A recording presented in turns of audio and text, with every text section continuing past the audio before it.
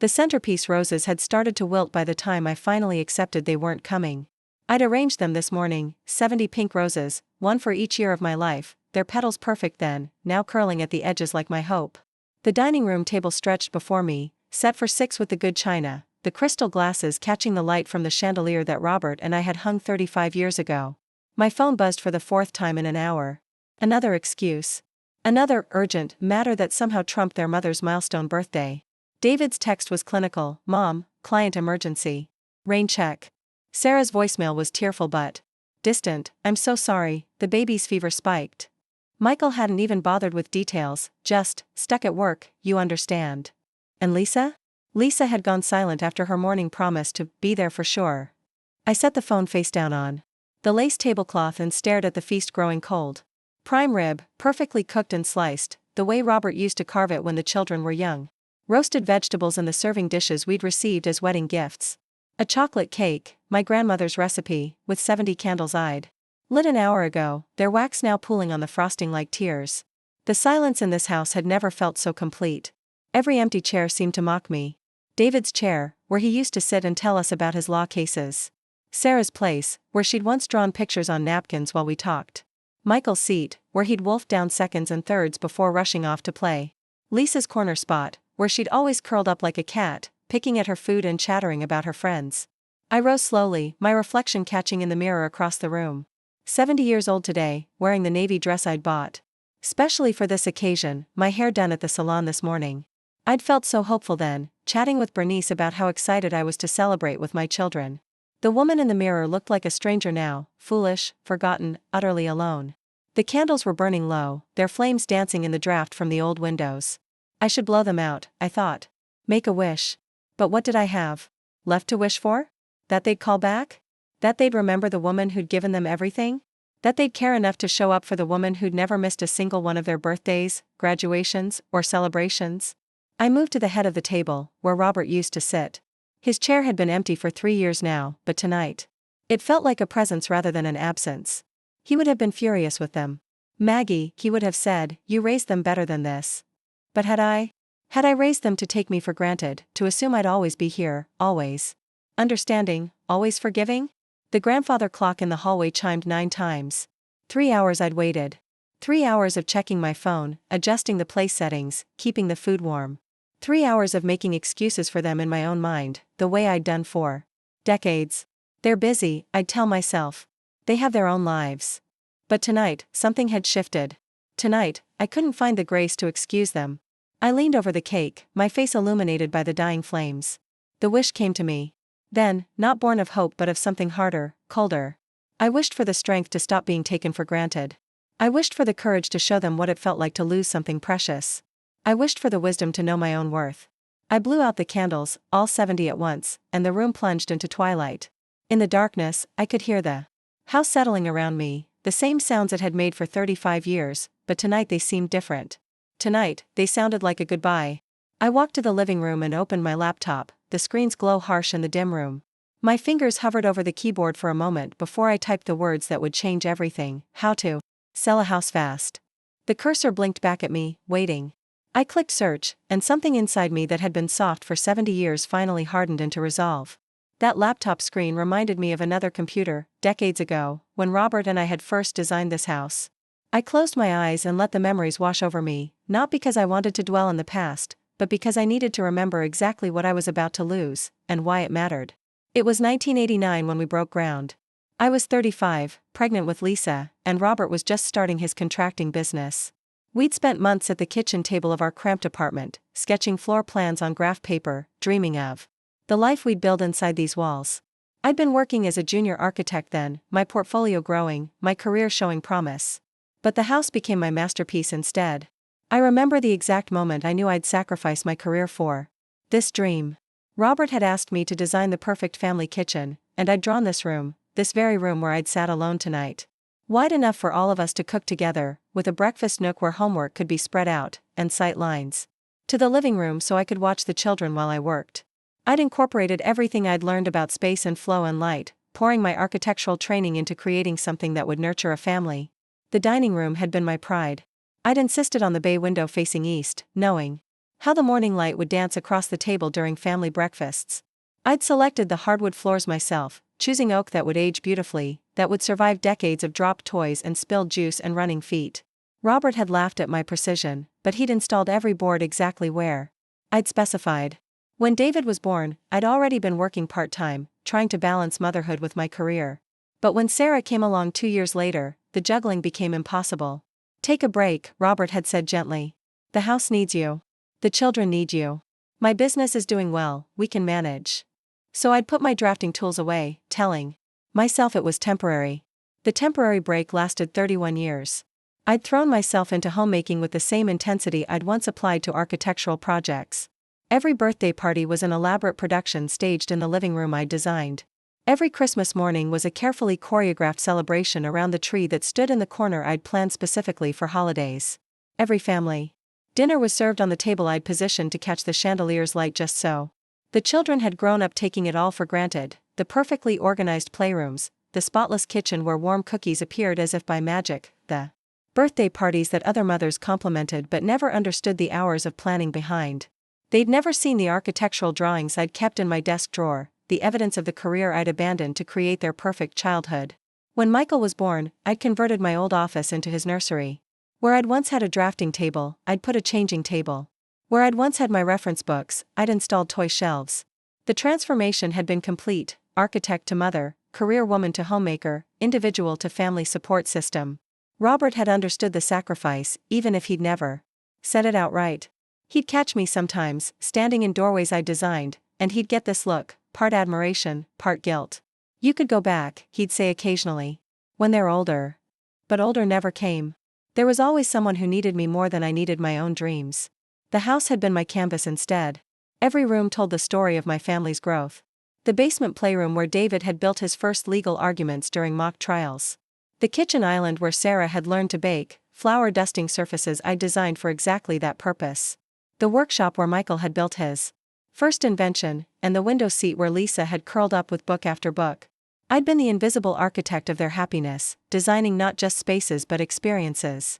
The surprise parties, the family traditions, the sense of security that came from knowing home was always perfectly maintained, always welcoming, always ready. I'd been the general contractor of their emotional lives, building foundations they'd never even noticed. Now, sitting in the dark with my laptop glowing, I could see the house's true architecture at last. Not the walls and windows, but the love poured into every decision. Not the physical structure, but the emotional framework I'd built around four ungrateful children who'd grown up and moved on, leaving me to rattle around in the monument to their childhood. The memories faded, and I was back in the present, back in the dining room where 70 candles had burned down to nothing while I waited for children who couldn't be bothered to show up. Back in the house that love built, love that had flowed in only one direction for far too long. I opened the laptop again and began typing with the same precision I'd once used to draft blueprints. If I'd been architect enough to design this house, I was architect enough to design my way out of it. By morning, my blueprints for escape had taken shape. I'd spent the night researching, planning, designing my exit strategy with the same methodical precision I'd once brought to creating this house. Janet Morrison, the realtor I'd found online, arrived at 9 sharp, her professional smile faltering slightly when she saw the elaborate birthday setup still spread across the dining room table.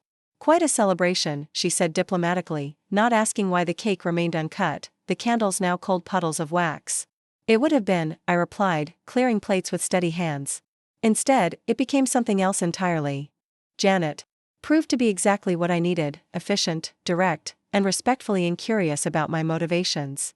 She walked through the house with the eye of someone who understood value, both financial and emotional. Her assessment was thorough: 4 bedrooms, 3 full baths, 2,800 square feet of meticulously maintained living space on a corner lot in the most desirable neighborhood in town. The market's hot, she said, making notes on her tablet. A house like this, in this condition, in this location? We're looking at $850, maybe $900,000. If you're serious about moving quickly, I'd recommend pricing it at $849. It'll generate immediate interest.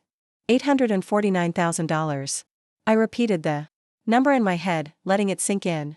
Robert and I had built this house for $120,000. We'd poured another $100,000 into improvements over the years.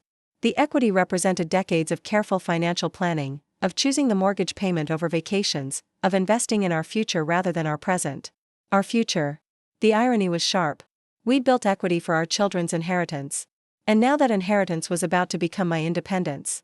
I spent the afternoon photographing every room, writing descriptions that told the story of the house without revealing too much of my own story.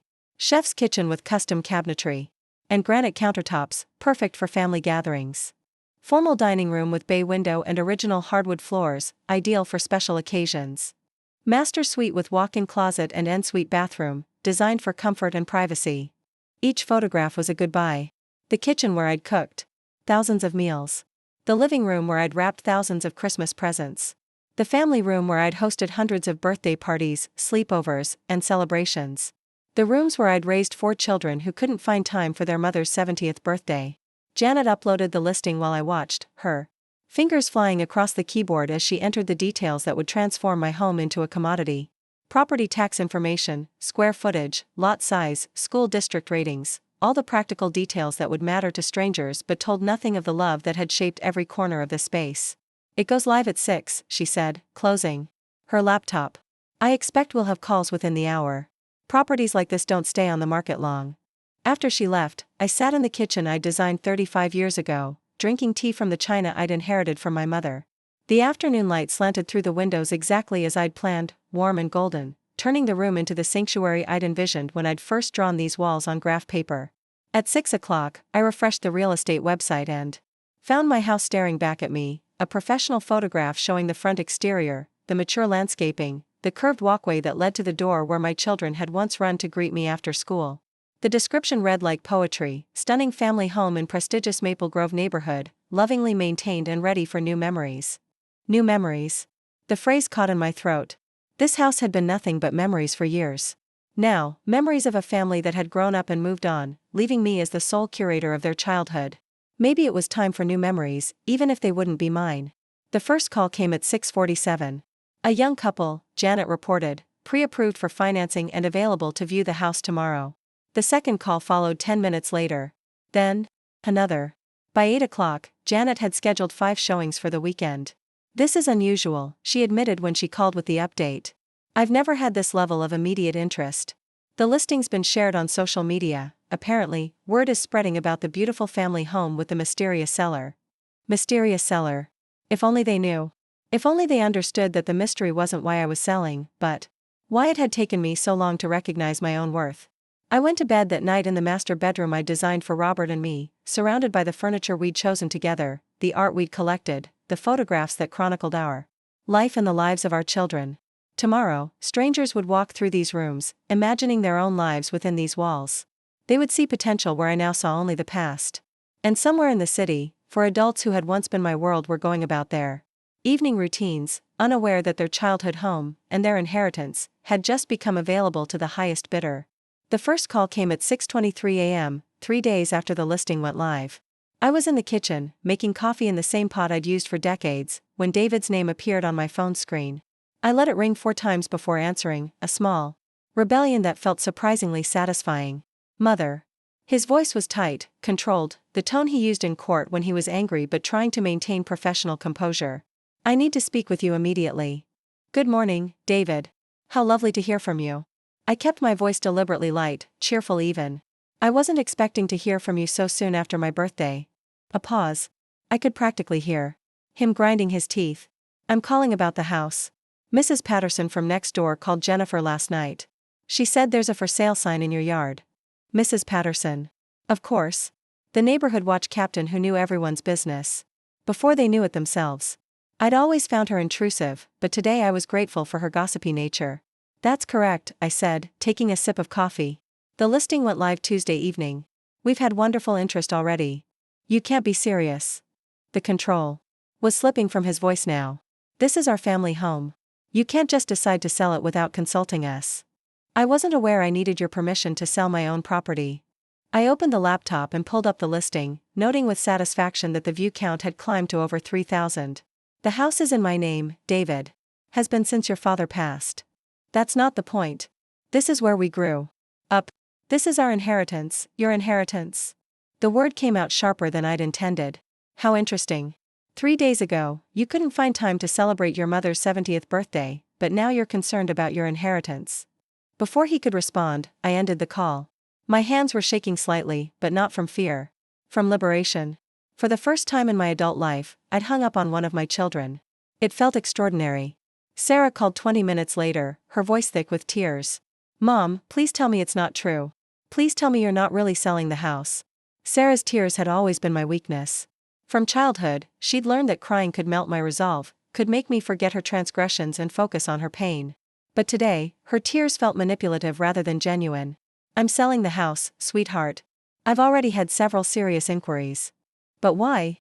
"We can talk about whatever's bothering you. If you're upset about the birthday thing," I explained about Emma's fever. "Emma's fever broke Tuesday night, according to the photos you posted on social media. You were at that restaurant downtown, celebrating your friend's promotion. I saw the pictures." Silence. Then, quietly, "You were checking up on me?" I was trying to understand why my daughter's sick child was well enough for her to go out to dinner on the same night she was too sick for her grandmother's birthday party. More silence. Then the tears returned, but angrier now. "You're being unfair. I have a life, Mom. I have responsibilities.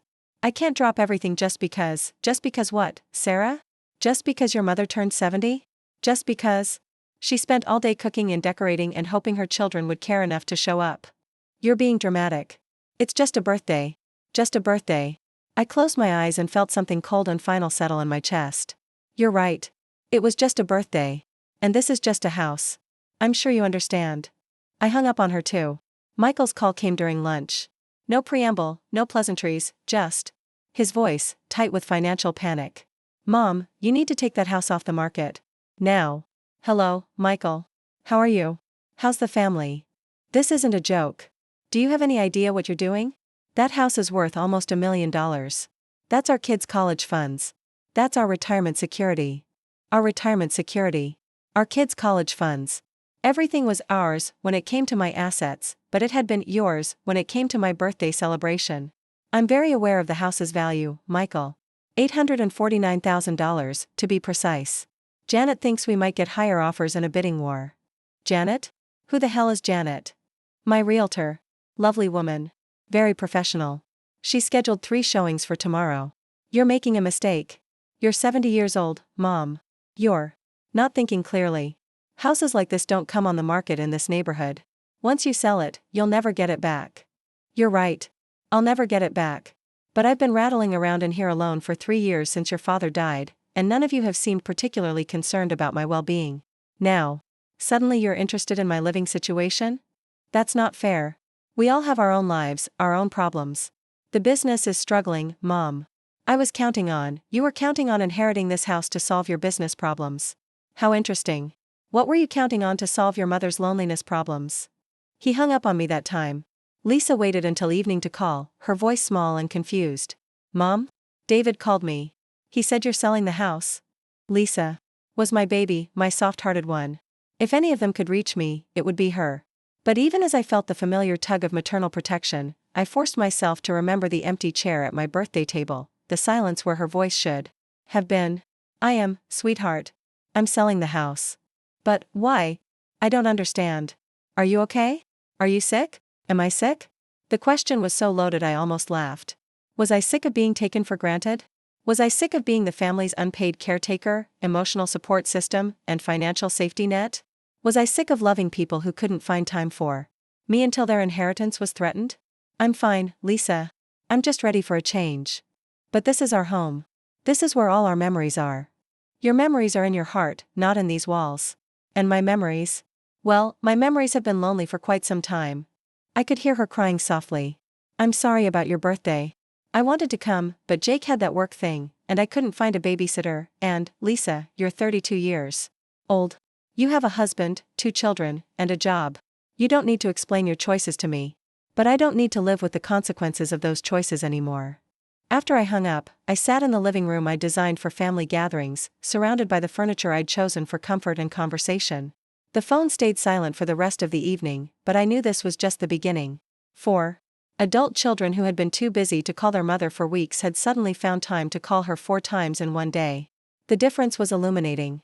I heard the cars in the driveway before I saw them, 3 vehicles arriving within minutes of each other on Saturday afternoon. Through the front window, I watched my 4 children emerge like a coordinated assault team, their faces grim with purpose. David carried a manila folder, Sarah clutched a box of tissues. Michael had his phone pressed to his ear, speaking rapidly. Lisa trailed behind them all, wringing her hands. They'd planned this. After decades of being unable to coordinate family dinners, they'd somehow managed to organize an intervention in less than 48 hours. The irony wasn't lost on me. I opened the door before they could knock, standing in the threshold like a fortress wall. How lovely. All four of you, together at last. What's the occasion? We need to talk. David pushed past me, his lawyers training evident in the way he immediately claimed the head of the living room like a courtroom. The others followed, Jennifer and Jake and even Michael's wife Sandra filing in behind them. They'd brought reinforcements. I remained standing while they arranged themselves on the furniture I'd chosen for family comfort. The seating arrangement told the story, my children on the couch and chairs, their spouses hovering uncertainly behind them, me standing alone like a defendant in my own home. Mom, please sit down, Sarah said, her voice taking on the placating tone she used with her toddlers. We're worried about you. Worried about me? How refreshing. When did this concern for my welfare begin? Tuesday night, when you discovered the house was for sale? Or 3 days ago, when you were all too busy to attend my birthday celebration? That's what this is about? Michael's voice was incredulous. You're selling the house because we missed your birthday? I'm selling the house because I'm ready for a change. The birthday was simply the moment I realized how ready I was. David opened his manila folder with theatrical precision. I've been doing some research. Elder abuse through isolation and manipulation is a serious concern. Sometimes seniors make rash financial decisions when they're feeling, are you suggesting I'm not mentally competent to make my own decisions? I remained standing, looking down at him with the same expression I'd used when he was 12 and trying to lie his way out of trouble. I'm suggesting you're making an emotional decision that will have serious financial consequences. For all of us.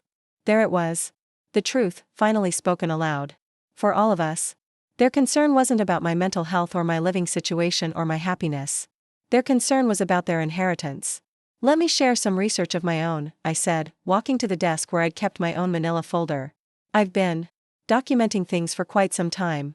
Would you like to hear some statistics? I opened my folder and pulled out the first sheet. David, in the 3 years since your father died, you've visited this house 14 times. Most of those visits were to borrow money or ask me to watch your children. You've called me an average of once every 3 weeks, and those calls typically last less than 10 minutes. His face had gone pale. Mom, you haven't been counting. Sarah, you've missed the last 4 family holidays due to scheduling conflicts, but your social media posts show you celebrating those same holidays with your friends. You've borrowed $12,000 from me in the past 2 years, ostensibly for emergencies, but you've taken 3 vacations in that same period. Sarah's tissues were getting a workout now. That's not fair. Those trips were, Michael.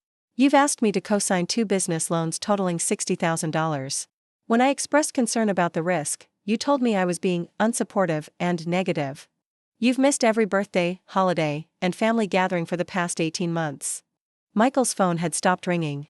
He was staring at me like he'd never seen me before. And Lisa, my baby, you've moved 4 times in the past 5 years.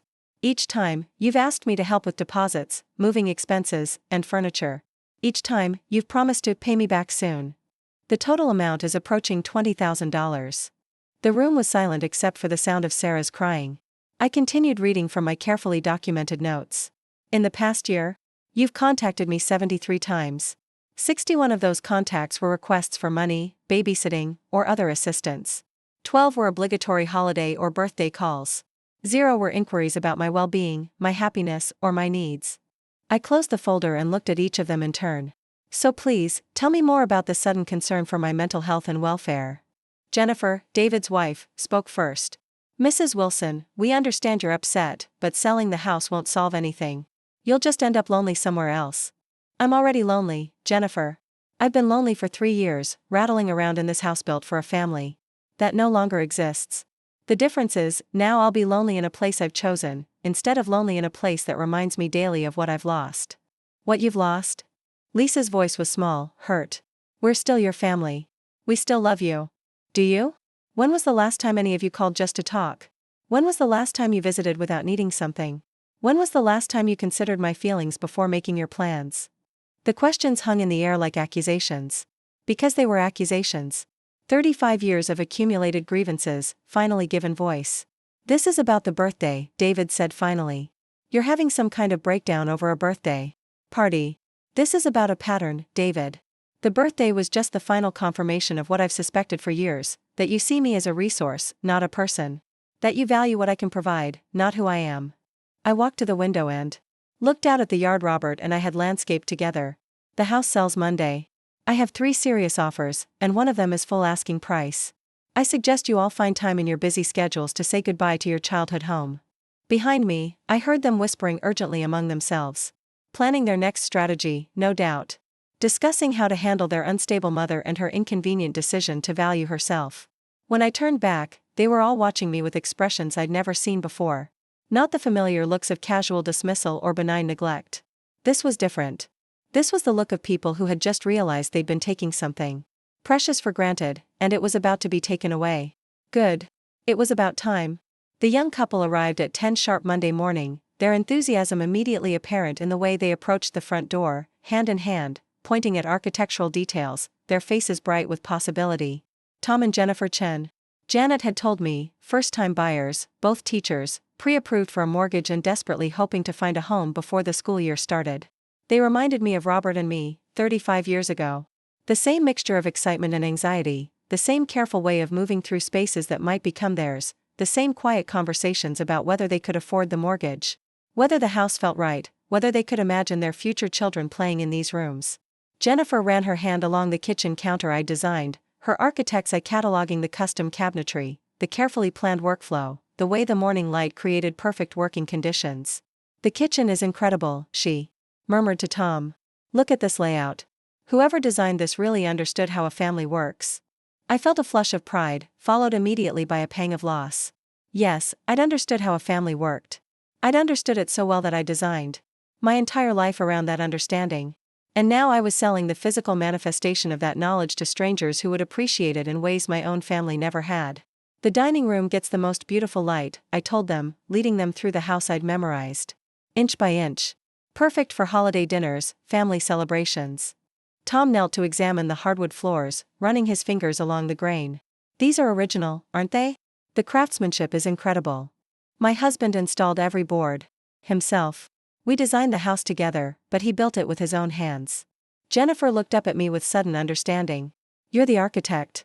You designed this house. I hadn't expected the recognition to feel so powerful. I was an architect.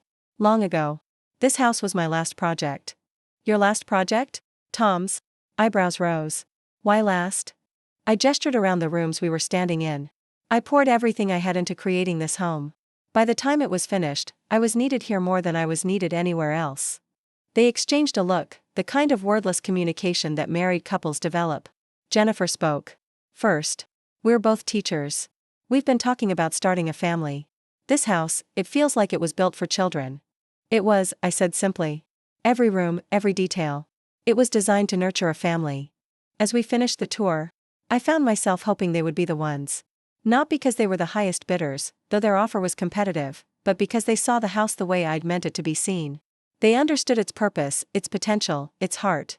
After they left, I was cleaning up the small messes that showings always create when my phone rang.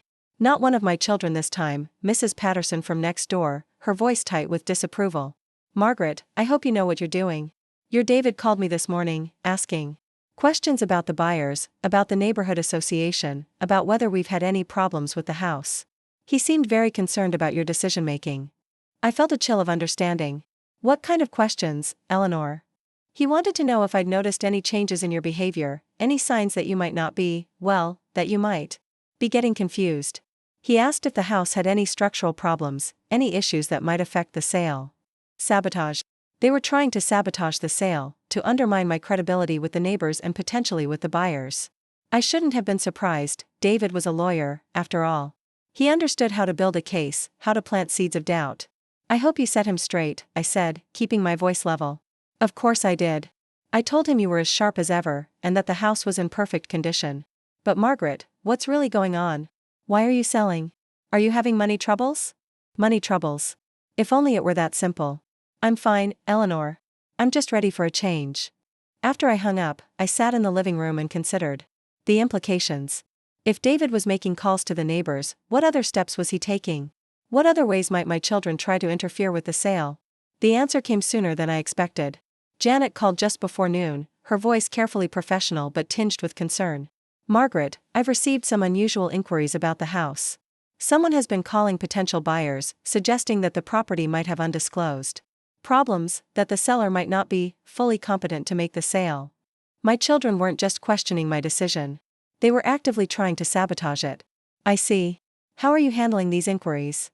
"I'm being very clear about your mental competency and the house's condition. I've dealt with family conflicts before, this isn't uncommon when valuable properties are involved. But I want you to know what's happening." I thanked her and hung up, then immediately called my bank. If they were questioning my competency, they might try to access my accounts, to claim I was being manipulated or coerced. I needed to protect myself, to document my decision-making process. The bank manager, a woman I'd known for 15 years, was reassuring. "Mrs. Wilson, your accounts are secure. No one can access them without your permission. But if you're concerned about family interference, I can arrange for additional security measures." I spent the afternoon documenting everything, the reasons for my decision, the timeline of events, the financial calculations that showed I could afford to make this change. I wrote it all down in clear, precise language, the same way I'd once written architectural specifications. By evening, I had a comprehensive file that would support my mental competency, my financial stability, and my right to make my own decisions. Let them try to claim I was confused or manipulated. I had documentation that would prove otherwise. Tom and Jennifer called that evening, their voices excited but tentative. "We'd like to make an offer," Tom said. "Full asking price, with a quick closing if possible." "We love the house," Jennifer added. "We can see ourselves raising our children there, creating the kind of family life it was designed for." I accepted their offer immediately. Not just because it was financially sound, but because I knew they would honor what I'd built. They would fill the house with the love and laughter and daily chaos of family life. They would use it the way I'd intended, instead of seeing it as an empty monument to the past. As I signed the acceptance letter, I felt a strange combination of loss and liberation. The house would soon belong to strangers, but strangers who understood its purpose. My children had lost their inheritance, but they'd lost it to people who deserved it more, people who could see beyond the property value to the love that had shaped every room. Let them try to sabotage this. I had found the perfect buyers, people who would make this house a home again.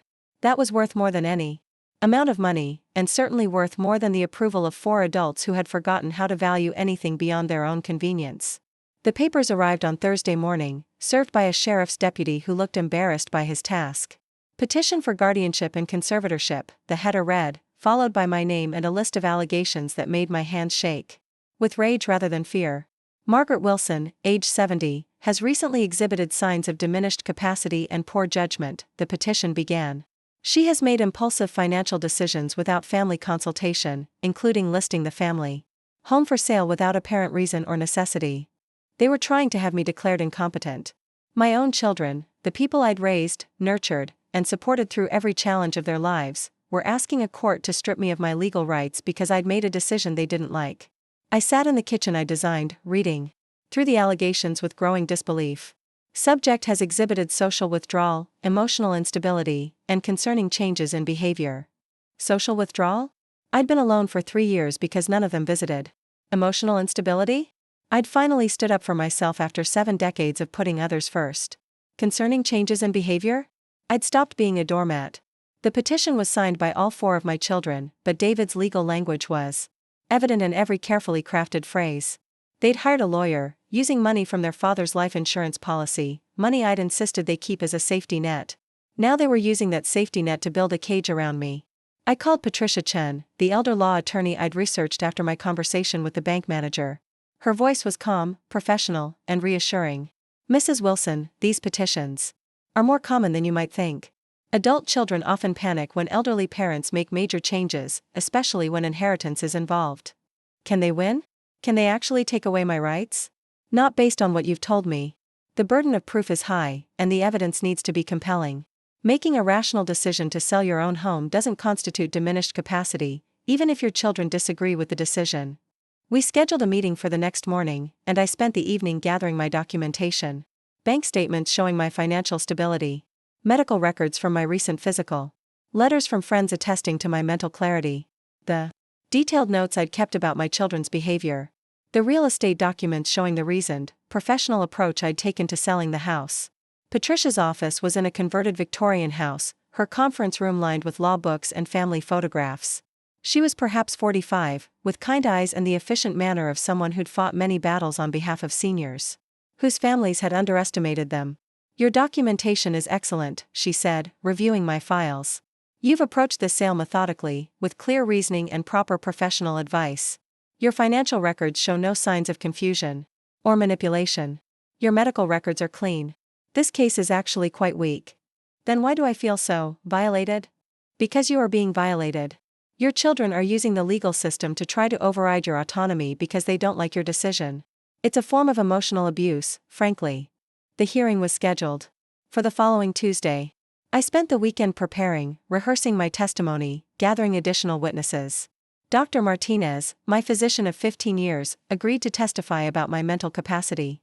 Janet, my realtor, would speak to my competent handling of the sale. Even Mrs. Patterson, despite her earlier concern, offered to testify about my rational behavior and clear thinking.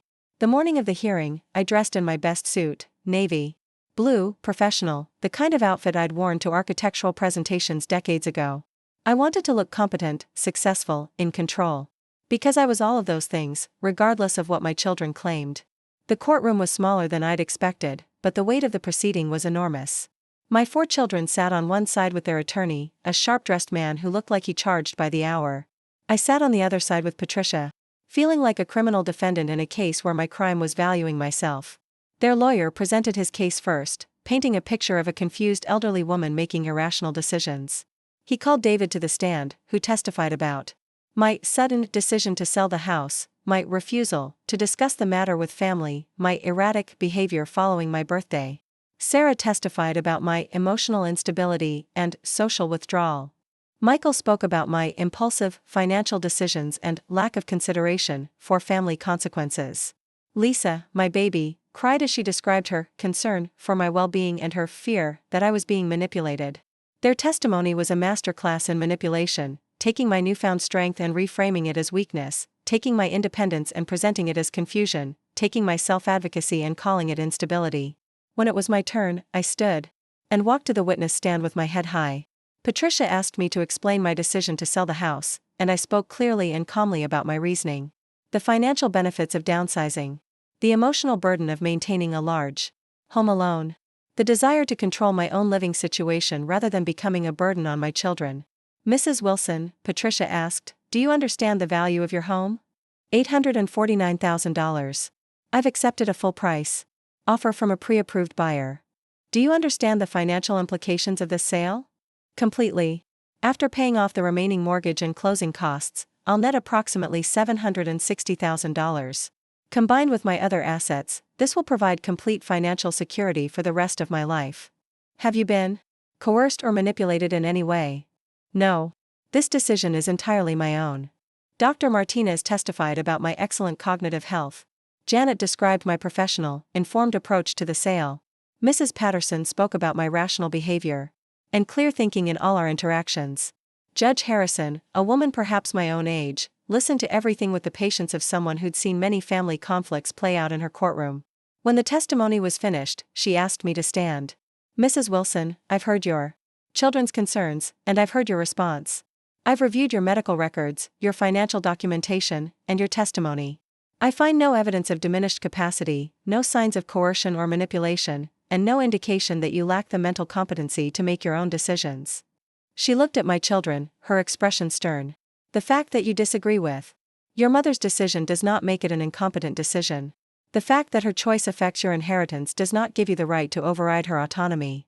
The petition was dismissed. My rights remained intact. My decision stood. As I left the courtroom, I felt the weight of victory and the burden of betrayal in equal measure. I had won, but at the cost of discovering just how far my children were willing to go to control me. They had used their father's money to try to take away my freedom, and they had done it while claiming to love me. The house would sell. I would move forward.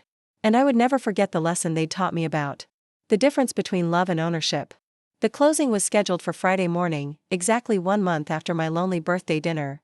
I arrived at the title company office early, wearing the same navy suit I'd worn to court, carrying a folder with all my documentation and a heart full of anticipation I hadn't felt in years. Tom and Jennifer were already there, signing papers with the careful attention of people making the most important purchase of their lives. Their excitement was palpable, infectious even, and I found myself smiling as I watched them initial each page, each signature bringing them closer to homeownership. "Mrs. Wilson," Tom said during a break in the paperwork, "we want you to know how much we appreciate this opportunity. We promise to take care of the house, to honor what you and your husband built there." Jennifer nodded earnestly. "We're already planning a vegetable garden in the backyard. And we're hoping to fill those bedrooms with children someday." Children. The word that had defined my life for so long, that had shaped every decision I'd made for 35 years. It felt right that this house would once again be filled with the sounds of childhood, with the daily chaos and joy of family life. The papers were signed, the keys exchanged, the deed transferred. $760,000, deposited into my account with a finality that felt both liberating and terrifying. I was officially homeless, officially free, officially in control of my own destiny for the first time in decades. But I had one more surprise to spring, one more decision that would shock my children and prove once and for all that their assessment of my character had been as wrong as their assessment of my competency. That afternoon, I met with James Morrison, the financial advisor who'd helped me plan for this moment. His office overlooked the city park where I'd once pushed my children on swings, where I'd taught them to ride bikes, where I'd celebrated countless birthdays and achievements. "Are you certain about this, Mrs. Wilson?" James asked, reviewing the documents I'd had him prepare. "This is a substantial commitment. I've never been more certain of anything in my life." The Robert and Margaret Wilson Educational Foundation would be established with an initial endowment of $500,000. The foundation would provide college scholarships to first-generation college students, young people whose families couldn't afford higher education, students who understood the value of opportunity because they'd never had it handed to them. I would keep $260,000 for myself, more than enough to live comfortably in the senior living community I'd chosen, more than enough to maintain my independence and dignity for the rest of my life. But the bulk of the equity from the house, the inheritance my children had fought so hard to protect, would go to strangers who would use it to build better lives for themselves. The foundation documents were signed, the endowment established, the first round of scholarships announced.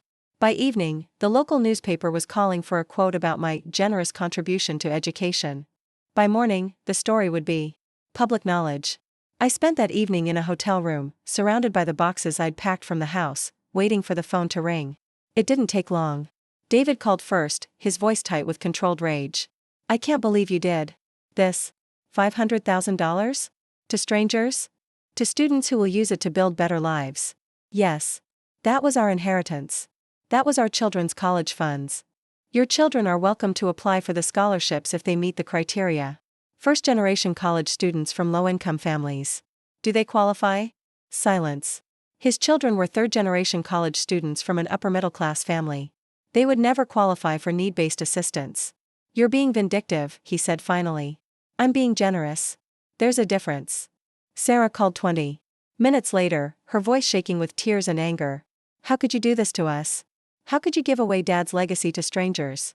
Your father's legacy isn't money, Sarah. It's the values he taught you, the love he showed you, the example he set. Those things can't be taken away, and they can't be inherited. They have to be earned." Michael's call was brief, his voice cold. "This is what happens when you don't include family in major decisions. You make mistakes you can't undo." "This isn't a mistake, Michael. This is a choice. I'm choosing to help people who will appreciate the opportunity, who will use it to build better lives instead of expecting it as an entitlement." Lisa was the last to call, her voice small and hurt. "Mom, why? Why did you choose strangers over your own family?" The question broke my heart because it revealed how completely she'd misunderstood everything. "I didn't choose strangers over family, sweetheart. I chose people who treat opportunities as gifts over people who treat them as rights. I chose people who would be grateful over people who would be entitled." After the calls ended, I sat in the hotel room and felt something I hadn't experienced in years, complete peace with my own decisions. I had sold the house to people who would cherish it. I had given the money to people who would use it wisely. I had chosen generosity over bitterness, hope over resentment. Tomorrow, I would move into my new apartment in the senior living community, a place I'd chosen for its independence and social opportunities. I would start building a new life, surrounded by people who'd chosen to be there, who valued each other's company, who understood that relationships were about more than obligation and inheritance. My children would survive this disappointment. They would adjust to the reality that their safety net was gone, that their inheritance had been redistributed, that their mother was no longer available as their personal bank and emotional support system. They would learn to stand on their own, the way I was learning to stand on mine. And somewhere in the city, young people who'd never imagined college was possible would receive letters telling them that their dreams were suddenly within reach. They would use the opportunity I'd provided to build the kinds of lives my children had always taken for granted. That was a legacy worth building. The consequences of my decision rippled through my children's lives like stones thrown into still water, each circle expanding outward, touching everything they'd taken for granted. I watched from the comfortable distance of my new apartment, receiving reports from mutual friends and neighbors, observing the reckoning I'd set in motion. David called me exactly once in the first month, his voice strained with what I eventually recognized as financial panic. "Mom, I need to talk to you about a loan. Just temporary, until I can refinance some things." "What kind of loan, David?" "50,000. Maybe 60. The kid's private school tuition is due, and Jennifer's been out of work since the baby came. I was planning differently." "You were counting on inheriting my house," I translated silently. "You were planning to use my death as your financial strategy." "I'm sorry, David, but I'm not in a position to make loans anymore." "Have you considered public school for the children? It's what you attended, and you turned out fine." The silence stretched between us, filled with all the things he wanted to say but couldn't. Finally, "We'll figure it out." Sarah's crisis arrived more dramatically, in the form of a tearful phone call from her neighbor, Elena, who'd become a friend over the years. "Mrs. Wilson, I'm worried about Sarah. She's been asking everyone in the neighborhood for small loans, claiming she's having a temporary cash flow problem. But the problem seems to be getting worse, not better." Elena's voice dropped to a whisper. "She asked me for $3,000 yesterday. Said it was for Emma's daycare, but I saw her at the mall that same afternoon, shopping for herself. I think she's been using you as a safety net for longer than anyone realized." The picture became clearer over the following weeks.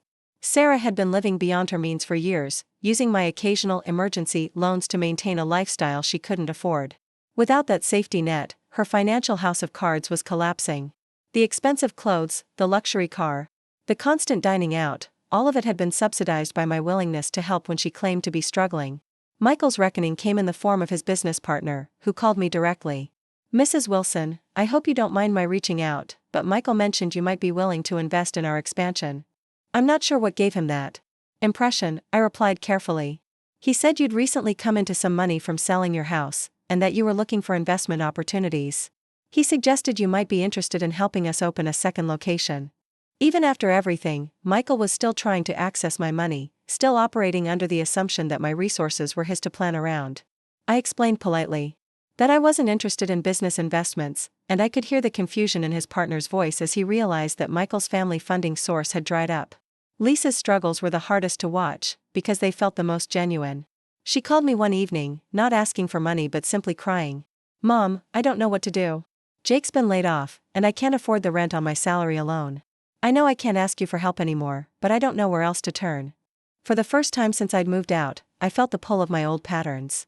Lisa was my baby, my soft-hearted one, and her tears had always been my weakness. But I forced myself to respond differently than I had for 32 years. "What options have you explored?" I asked instead of offering immediate assistance.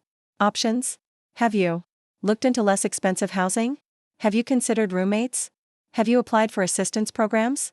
Have you asked Jake's family for help?" The questions seemed to surprise her. I hadn't really thought about those things. I always knew I could call you. "I understand. But now you need to think about them. You're a capable adult with a good job and a husband who will find work again. You have skills and resources you've never had to use because you've always had me as backup." 2 weeks later, Lisa called back with a completely different energy. "Mom, I wanted to thank you. You were right about options. Jake found a job in the next town over, and we found a smaller apartment that's much more affordable. I'm actually proud of how we handled it ourselves." The pride in her voice was something I'd never heard before. For the first time in her adult life, Lisa had solved her own problems, and she was discovering her own competence. As spring turned to summer, I settled into my new life with a sense of peace I hadn't experienced in years. The senior living community was nothing like the nursing home stereotype my children had probably imagined. It was a vibrant place full of active, independent people who'd chosen to live in community rather than isolation. I made friends, real friends, not people who were nice to me because they needed something. I joined the book club, the gardening committee, the volunteer group that helped with literacy programs. I discovered that I had interests beyond my children's needs, talents beyond homemaking, value beyond what I could provide for others. The scholarship foundation was thriving. The first round of recipients had been selected, and I'd attended the awards ceremony, watching young faces light up with possibility as they realized their dreams were within reach. One recipient, a young woman named Maria, reminded me of myself at that age, bright, ambitious, full of plans that had been put on hold by family obligations. "Mrs. Wilson," she said after the ceremony, "I don't know how to thank you. This scholarship means I can study architecture, like I've always dreamed. I want to design houses for families like mine, families that need beautiful, affordable homes." Architecture. The career I'd abandoned, the dreams I'd deferred, the talents I'd channeled into homemaking instead of building. Through Maria, I was getting a second chance at the life I'd chosen to give up. By autumn, the dynamic with my children had shifted in ways I'd never expected. David and Sarah were still angry, still resentful, still convinced that I'd betrayed them by choosing my own welfare over their convenience. But Michael had started calling regularly, not to ask for money but to check on my well-being. And Lisa had begun visiting, bringing her children to meet their grandmother in her new home. "I'm proud of you, Mom," Lisa said during one of these visits, watching her children play in the community garden I'd helped plant. "I didn't understand at first, but I do now. You taught me that I was stronger than I thought I was." Two of my children were learning to build relationships with me based on mutual respect rather than financial dependency. Two were still angry about the inheritance they'd lost. But I was learning that I could love them all without sacrificing myself for any of them. The house I'd built with Robert, the house I'd filled with love and memories and sacrifice, had become someone else's home. Tom and Jennifer sent me a photo of their first Christmas morning there, their faces radiant with joy as they sat beside the tree in the corner I'd specifically designed for holiday celebrations. The money that had represented my life's work was now creating opportunities for young people who would use those opportunities to build better lives. The children I'd raised were learning to stand on their own, to find their own strength, to understand the difference between love and dependence. I had lost a house but gained a life. I had lost an inheritance but gained self-respect. I had lost 4 dependents but gained 2 adult children who were learning to see me as a person rather than a resource. It was the best trade I'd ever made. The invitation arrived on cream-colored paper, formal and elegant, addressed to Mrs. Margaret Wilson in calligraphy that spoke of celebration and achievement. The Robert and Margaret Wilson Educational Foundation was hosting its first annual scholarship gala, and I was the guest of honor. 1 year had passed since my lonely 70th birthday, 1 year since I'd blown out 70 candles in an empty dining room and wished for the strength to value myself. As I held the invitation, I marveled at how completely my life had transformed in those 12 months. The gala was held at the university's Alumni Center, a beautiful building with soaring ceilings and walls lined with portraits of distinguished graduates. I arrived wearing a new dress, emerald green silk that made me feel elegant and confident, and found myself surrounded by people who were there to celebrate achievement, opportunity, and the power of education to transform lives. "Mrs. Wilson." Maria approached me with a bright smile, looking professional and poised in her first-year architecture student attire. "I wanted you to see this." She handed me a rolled paper, which I opened to find architectural drawings, plans for affordable housing that incorporated beautiful design with practical functionality. "This is my first-year project," she explained. "I'm designing homes for families like mine, families that deserve beauty and good design even when they can't afford luxury.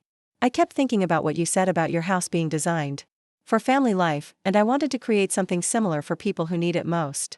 Looking at her drawings, I saw the same attention to detail, the same understanding of how space could nurture relationships that I'd once brought to my own home. But Maria was taking that understanding and using it to serve people who'd never had access to custom design, who'd never had their needs considered in the creation of their living spaces. "This is beautiful work," I told her, meaning it completely.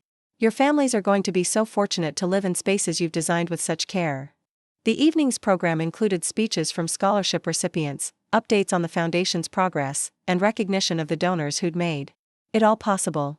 When they called my name to speak, I stood before an audience of educators, students, and community members, all of whom were there because they believed in the power of opportunity. "A year ago," I was living in a house that had become a monument to the past instead of a foundation for the future. I was surrounded by beautiful rooms that held beautiful memories, but I was using those rooms to hide from the possibility of creating new memories, new relationships, new purposes for my life. I looked out at the audience, seeing faces that reflected attention and understanding. I thought my life was over when my children grew up and moved away. I thought my purpose was finished when my husband died. I thought my value was measured by what I could provide for others rather than what I could become for myself. The words came easily now, the story I'd learned to tell about transformation and second chances. This foundation isn't just about helping young people afford college. It's about recognizing that everyone deserves the opportunity to discover their own potential, to build their own dreams, to create their own definition of success. As I spoke, I caught sight of two familiar faces in the back of the room. Lisa and Michael, sitting together, listening intently. They'd come to support me, to celebrate this achievement, to witness the life I'd built after leaving the life I'd built for them. After the program, Lisa approached me with tears in her eyes. "Mom, I'm so proud of you. This is incredible, what you've created, what you've accomplished. I'm sorry it took me so long to understand." Michael nodded, his expression sheepish, but genuine. "I keep thinking about what you said at the intervention, about us seeing you as a resource instead of a person. You were right. I'm sorry it took losing the house for me to realize that." We stood together in the Alumni Center, surrounded by the buzz of celebration and achievement, and I felt something I hadn't experienced in years: genuine connection. With my children based on mutual respect rather than financial dependence. They were seeing me as an individual with my own dreams and accomplishments, not just as their mother and safety net. "Where are David and Sarah?" I asked, though I already knew the answer.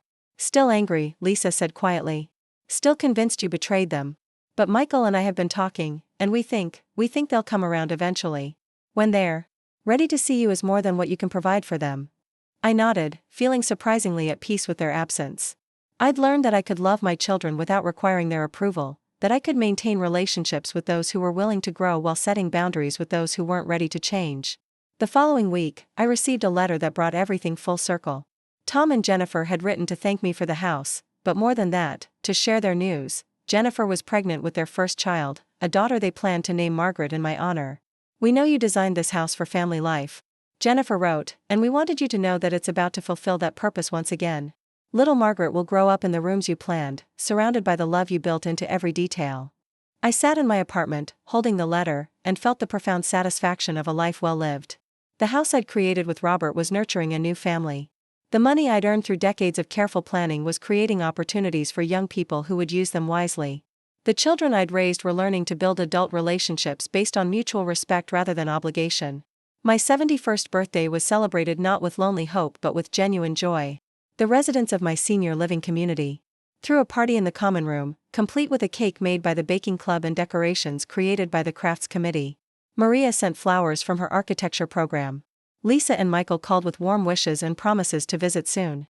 As I blew out 71 candles, surrounded by people who'd chosen to be there, I made a different kind of wish than I had the year before. I wished for continued health, for the opportunity to see more scholarship recipients graduate, for the chance to watch little Margaret grow up in the house I'd built with love. But most of all, I wished for the continued courage to value myself, to make decisions based on my own needs and dreams rather than other people's expectations. I wished for the wisdom to know the difference between love and dependence, between generosity and exploitation, between family loyalty and family obligation. The year had taught me that home wasn't a place but a feeling, that family wasn't about blood but about choice, that love wasn't about sacrifice but about mutual respect. I'd learned that it was never too late to start over, never too late to discover new purposes, never too late to choose yourself. At 71, I was finally living the life I'd designed for myself rather than the life others had designed for me.